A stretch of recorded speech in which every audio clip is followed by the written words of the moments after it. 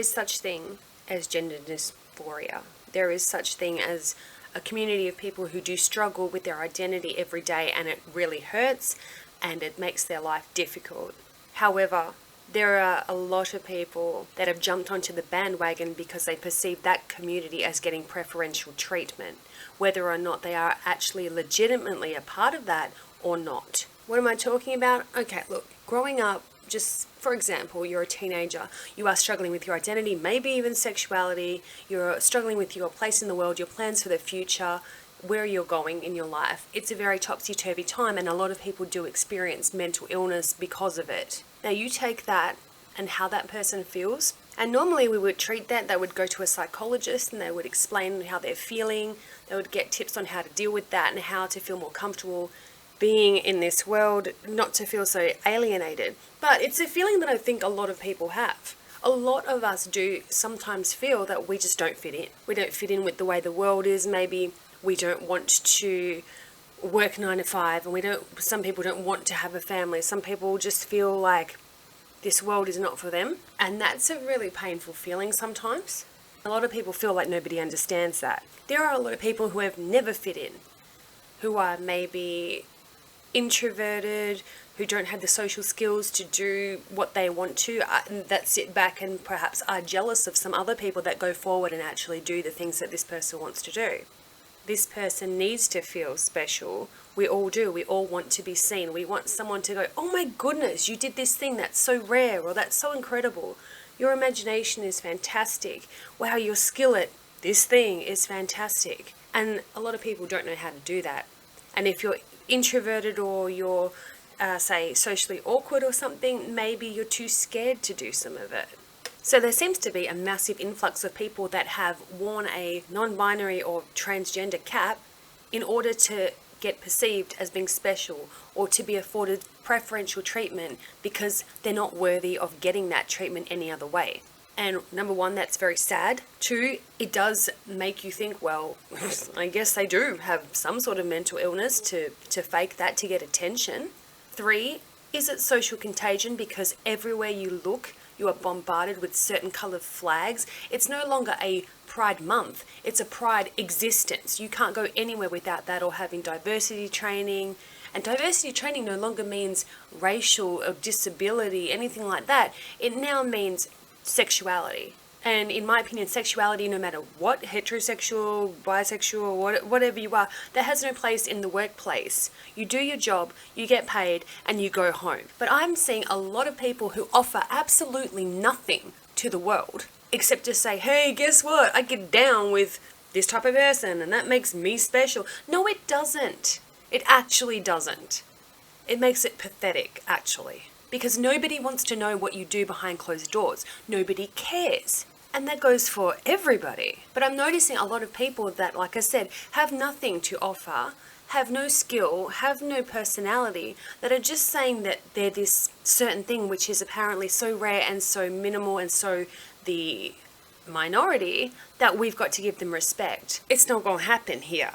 Because I'm very good with people. Most of the people that I'm seeing that are very loudly rattling their cage about these issues are fake. And I do genuinely feel sorry for those that are struggling with these issues and that do feel that they are experiencing some kind of gender dysphoria. Because there are idiots that are making your life and your movement and everything to be a joke. The reason you're getting animosity from people is because people on that side of the fence that are fake are making it insufferable.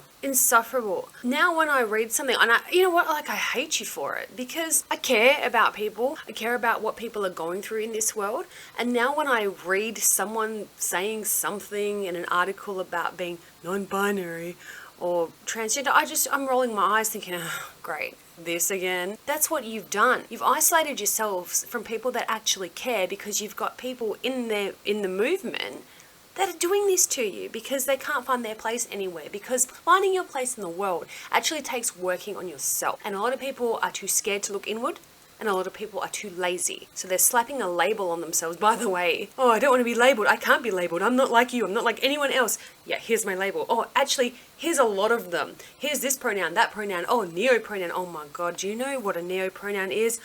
Holy hell. Okay, I stand corrected. Yep. this is a mental illness issue.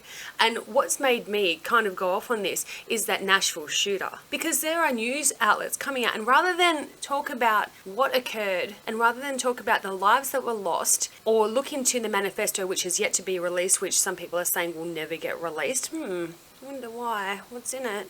Rather than talk about that, there are news outlets coming out and saying, oh, sorry, we misgendered them. It's pretty tough not to misgender. She wasn't very convincing. So when you see a picture of the criminal, the perpetuator of this crime, you sometimes can't really make the observation that she wanted you to, and that is to see her as a he.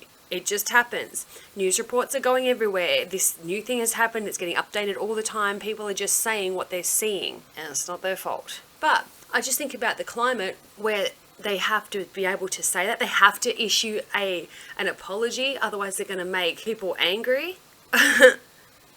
Murder is not arguable. It's not, what do they say? Murder does not need a footnote. Somebody committed a terrible crime, and we need to get to the bottom of it. And we don't need to appease a community that is rife with fakers, people that are mentally ill on a different level, not gender-wise, but just wanting attention. So histrionic, maybe bipolar, depression, just feeling like they don't belong. We don't need to appease those people.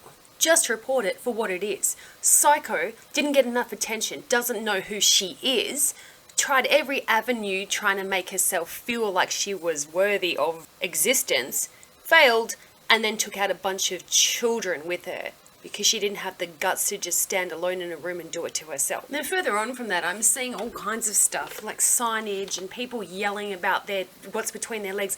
Nobody cares, okay? You've got psychos in your ranks and you need to sort that out. Because look, there will come a day where someone is going to push someone else so far that it's going to turn back around, it's going to rub a band on you. Look, flush out your hangers on, because there are people that just want attention and they will use any means to get it. Your mental illness and your struggle with who you are in this world legitimately is now being used as a costume. You want to go on about blackface and digital blackface and all this. This is transgender face. These people are using your pain to get perks in this world. And some of these videos and TikToks and stuff, look, the internet does not forget. Okay, so you need to be very careful with what you put out there and whether or not you're going to feel that way in a few years' time. You don't know. So if you're faking things, if you've got a mental illness, you're going to look back on this and think, geez, someone should have stopped me. Someone should have talked to me about this and figured out what was actually going on. Hey, we've all got stuff. Oh, my dad left my mom, or my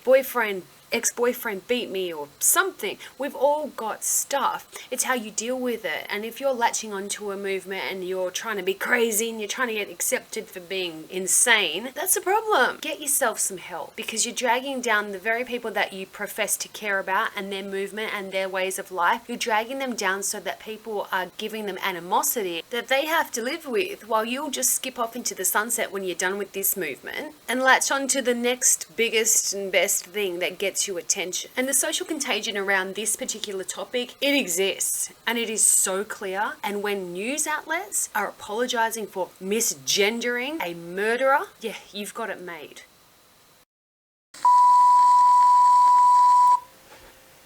Don't want to be one of those people that's asking you to sub and like, but if you feel like commenting or liking, that would help me out. It'll give me the power to do more of these episodes.